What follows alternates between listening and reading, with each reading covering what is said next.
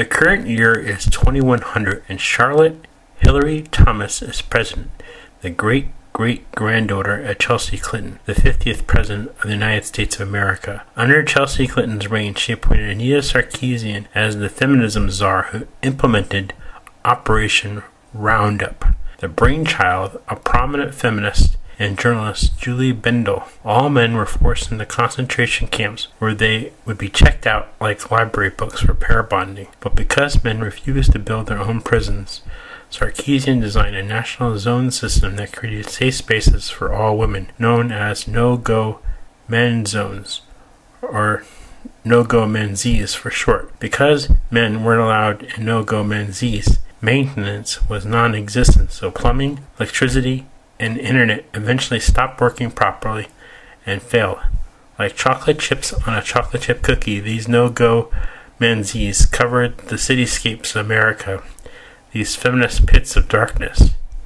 In comparison, the concentration of men areas contained brand new construction, vast amounts of power, complete universal high-speed internet access, and a whole half-century worth of innovative conveniences. Self-driving vehicles operated the streets and freeways without traffic lights.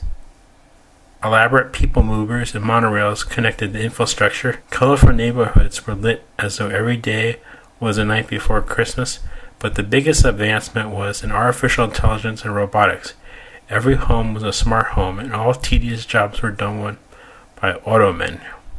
Susie Roberts just lived for the weekends. Her high school was using the latest version of Common Core, and despite what her mother and teachers told her, she knew that her history books and her history classes were full of lies.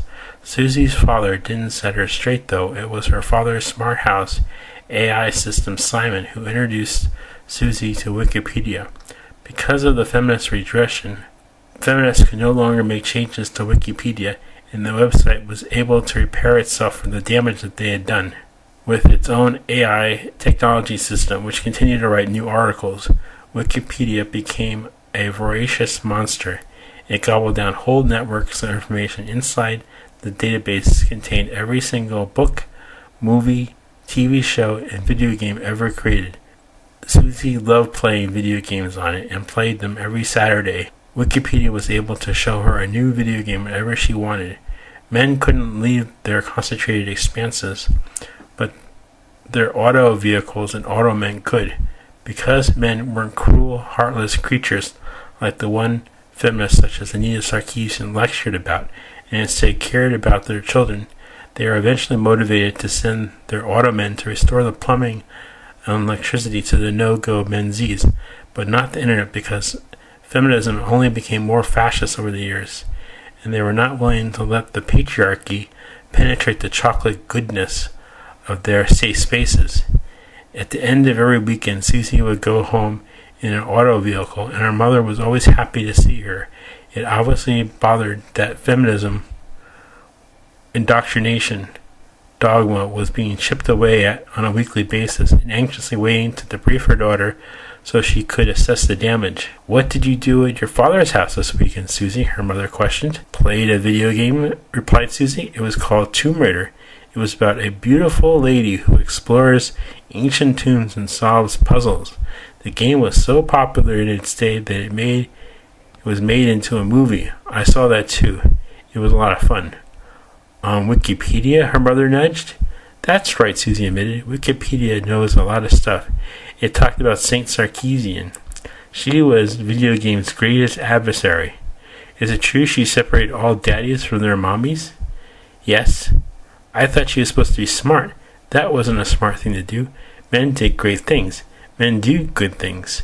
Wikipedia said the daddies sent the automen to the safe spaces after we sent them away, and now we don't have to poop outside anymore. "Don't you remember your gender studies?" Wikipedia showed me a video from a wise sage named Thunderfoot. He made the great Sarkeesian look really stupid. Did you know she used to run a YouTube channel called Feminist Frequency? What's this YouTube? It's a bygone website that people from the olden days used to watch movies on. Wikipedia assimilated it a few weeks ago.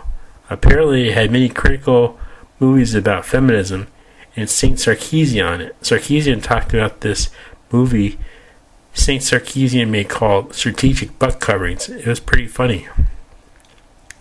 You shouldn't laugh at such a great woman. But she complained about how she couldn't see this man's rear end because he was wearing a cape.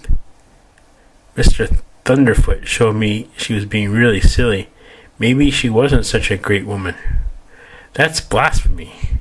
Thunderfoot was an atheist. He said that feminism is a religion. Belief should be based on facts. That's what Mr. Thunderfoot said. Well, it's a good thing that men don't have the right to vote or even have free speech anymore. Inside the safe spaces, Mommy, that's true, Susie clarified, but outside the safe spaces, men do whatever they like.